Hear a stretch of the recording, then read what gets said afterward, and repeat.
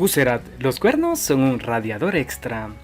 Estudios han demostrado que los cuernos de la raza Guzerat son un radiador extra.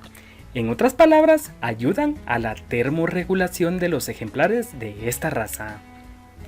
En mamíferos, el corión presenta una rica vascularización que permite el depósito de la sangre en volúmenes variables dependiendo de la especie animal. En casos de urgencia, esta sangre puede incorporarse en la circulación general sistemática.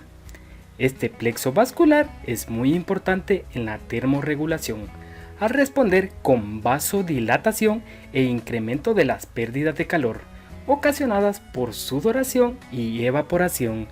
Esto sucede cuando los animales son expuestos a elevadas temperaturas ambientales. Por esta razón, a la raza Guzerat los cuernos le sirven como un radiador extra, ya que le brindan termorregulación para seguir produciendo leche y carne en ambientes adversos.